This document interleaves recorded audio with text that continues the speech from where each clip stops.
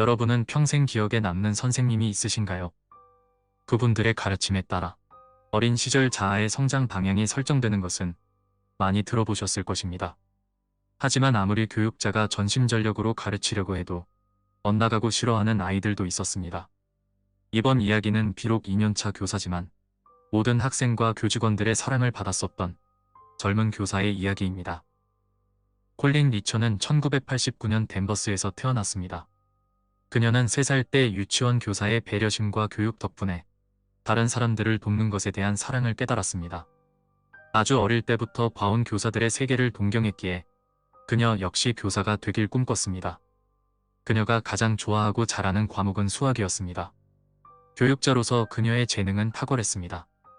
그리고 댄버스 고등학교에서 수학을 가르쳐 달라는 요청을 받게 됐습니다. 그녀는 학생들이 이해할 수 있는 방식으로 복잡한 개념을 쉽게 설명해줬습니다.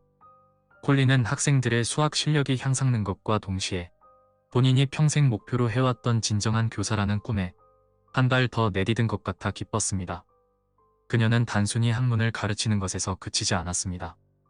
교사라는 직업은 아직 미성숙한 아이들의 발달에 미칠 수 있는 영향력이 크다는 것을 알았고 매일 학생들에게 긍정적 에너지를 주려 노력했습니다.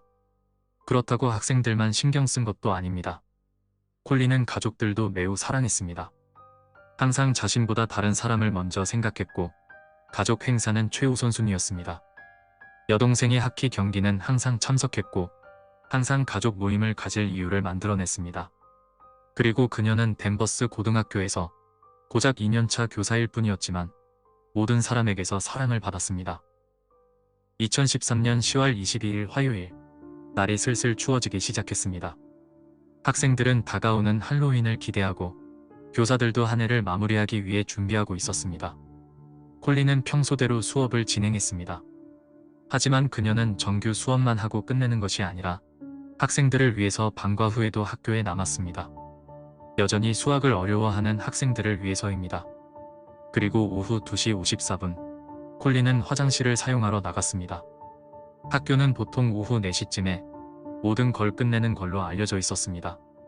하지만 저녁이 되면서부터 무언가 잘못됐습니다. 24살의 젊은 교사 콜린은 학교로 출퇴근하기에 부모님 집이 매우 용이했기 때문에 그들과 같이 살고 있었습니다. 하지만 학교에 출근했던 딸 콜린이 집으로 돌아오지 않았습니다. 콜린의 아버지가 차를 끌고 학교에 가서 누구든지 콜린을 봤냐고 물어보고 찾아봤습니다. 콜린의 친구나 동료들에게 전화도 해봤지만 그녀의 소식을 아는 사람은 아무도 없었습니다. 결국 그녀가 사라졌다고 신고하게 됐습니다. 방과 후 활동 중에 축구도 있었습니다. 그리고 학교 축구 클럽 코치는 한 명의 선수가 빠진 것을 알았습니다. 14살의 필립이라는 학생입니다. 크게 중요한 활동도 아니었기 때문에 그가 빠진 것에 대해 중요하게 생각하지 않았습니다. 필립은 댄버스 고등학교에 전학 온 지 2달밖에 되지 않았었습니다. 그래서 친구도 별로 없었고 축구팀 선수들도 그에 대해서 아는 게 많이 없었습니다. 필립의 어머니 다이애나는 그가 어디 있는지 전혀 몰랐습니다. 그는 분명히 방과 후 축구를 하고 집에 오기로 되어 있었습니다. 친구도 없는 필립이 방과 후 활동이 끝난 시간보다 한참 지나도 집에 오지 않자 그녀도 걱정이 되기 시작했습니다. 사실 필립의 어머니 다이애나는 이혼 소송 중이었고 테네시에서 아들 필립을 데리고 댄버스로 온 것입니다. 그래서 필립도 나름대로 꽤 힘든 시기를 보내고 있었을 것입니다. 부모님의 이혼 때문에 평생 살아왔던 테네시에서 떨어지기 싫었을 것입니다. 다이애나가 필립에게 마지막으로 전화를 건 것은 오후 6시 34분이었지만 그는 응답이 없었습니다. 결국 필립도 사라졌다고 신고 접수됐습니다. 학교에서 교사 1명과 학생 1명이 사라졌기 때문에 수색은 즉시 시작됐습니다. 그리고 교장은 모든 교직원들에게도 이와 관련된 내용들을 전달했습니다. 콜린과 필립은 접점이 있었습니다. 필립은 수학을 어려워했고 콜린은 그를 위해 방과 후에 수학을 가르쳐주기 위해 학교에 남아 있었던 것입니다. 즉, 필립과 콜린은 같은 교실에 있었다는 것입니다. 그리고 동시에 둘이 사라졌습니다. 먼저 미성년자의 안전이 우선이기에 필립의 휴대폰 GPS를 추적해봤습니다. 그는 오후 4시 30분에 영화관에 갔었고 블루 제스민이라는 영화를 본 것으로 확인됐습니다.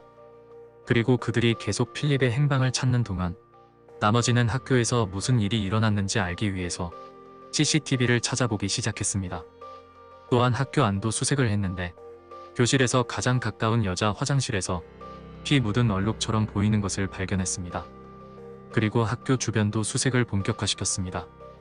그리고 낙엽이 많이 쌓인 아무도 거들떠 보지도 않을 만한 곳에서 콜린의 지갑이 발견됐습니다. 지갑 안에는 현금, 카드, 신분증 등 아무것도 들어있지 않았습니다. 그리고 새벽 3시가 됐을 때 낙엽 더미 밑에서 숨이 끊어져 있는 콜린이 발견됐습니다. 그녀는 살해당한 것입니다. 그녀는 허리 아래로는 아무것도 입지 않은 상태였습니다. 그리고 피투성이었는데 특히 목 쪽이 심각했습니다.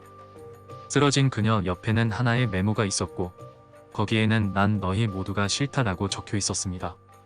그리고 얼마 떨어지지 않은 곳에서 쓰레기통이 발견됐고 그곳에서 피 묻은 장갑이 발견됐습니다.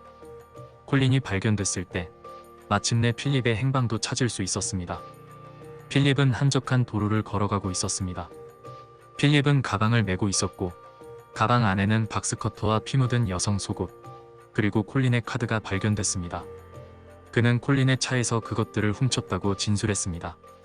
하지만 박스커터에 묻은 혈흔에 대해서 묻자 그건 한 여성의 피라고 대답했습니다. 콜린이 화장실을 갈 때 얼마 지나지 않아 필립도 그녀를 따라 나왔습니다. 그리고 잠시 고민하더니 후드를 뒤집었었습니다. 또한 이때 그의 주머니 안에는 박스커터와 장갑이 들어있었습니다.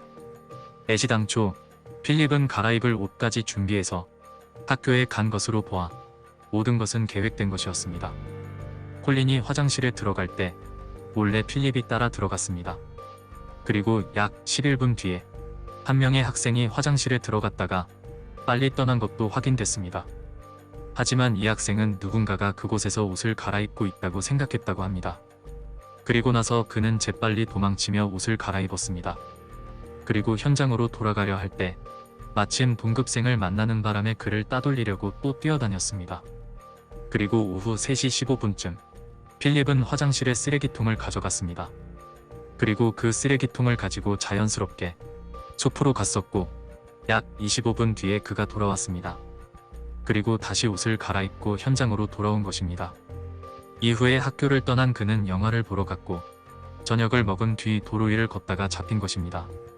필립이 콜린을 따라 화장실에 들어갔을 때 그녀의 목을 졸랐고 무기로 여러 번 찔러댔으며 결국 마지막에는 성적으로 이용했습니다.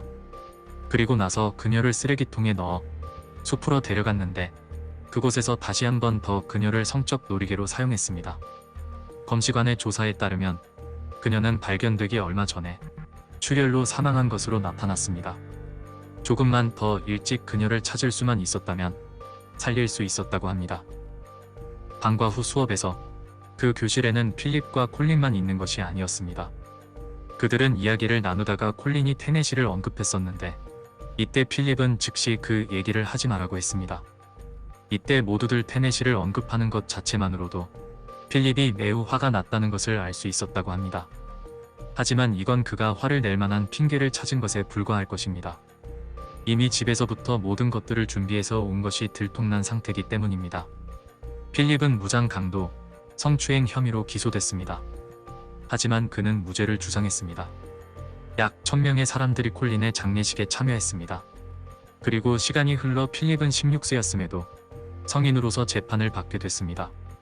그는 충분히 청소년으로서 재판에 설 기회도 있었지만 소년원에서 재판을 기다리고 있을 때 사고를 쳤습니다. 그는 샤프로 여성 경비원을 공격했던 것입니다. 다행히 다른 경비원들에 의해 그녀는 구조됐습니다. 매사추세츠에서는 중범죄를 2번 저질렀을 경우 14세 이상의 청소년은 자동으로 성인으로 재판을 받게 됩니다. 필립의 변호사는 그가 정신병을 앓고 있기 때문에 그가 그렇게 한 이유는 콜린이 테네시를 언급했기 때문이라서 그가 했던 짓은 책임을 질 이유가 없다고 변호했습니다. 변호사의 주장을 짧게 요약하자면 콜린이 테네시를 언급함으로써 필립은 고통을 표출하기 위해 그녀를 죽인 것입니다. 검찰은 필립이 절대 정신질환을 갖고 있지 않다고 말했고 증거들을 통해서 그는 맨정신으로 모든 것을 계획했다고 했습니다. 필립의 부모님의 이혼은 당시에 분명히 그에게 큰 충격을 줬을 것입니다. 하지만 그들의 결별이 이번 사건과는 연결되는 점이 없습니다. 심리학자들은 필립이 형량을 줄이기 위해서 정신질환을 갖고 있는 연기를 하고 있다고 했습니다. 배심원단은 필립에 대해서 유죄를 선고했습니다. 그는 25년 후 가석방 가능성을 가진 종신형을 선고받았고 추가로 2번의 40년형을 선고받았습니다. 가족과 지인들은 그녀와의 추억을 잃고 싶지 않았습니다. 그리고 교육자로서 콜린의 삶을 존중하기 때문에 그들은 콜린의 이름으로 재단을 하나 설립했습니다. 콜린의 이름으로 된 재단에서는 기부금도 받고 있지만 학생들에게 장학금도 주고 있습니다.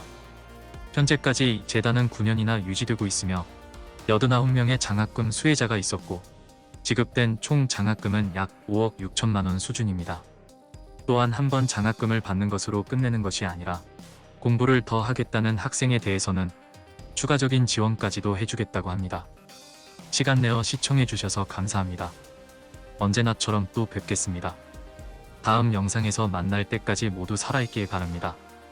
구독과 좋아요는 영상 제작에 힘이 되며 여러분의 의견도 남겨주시면 감사하겠습니다.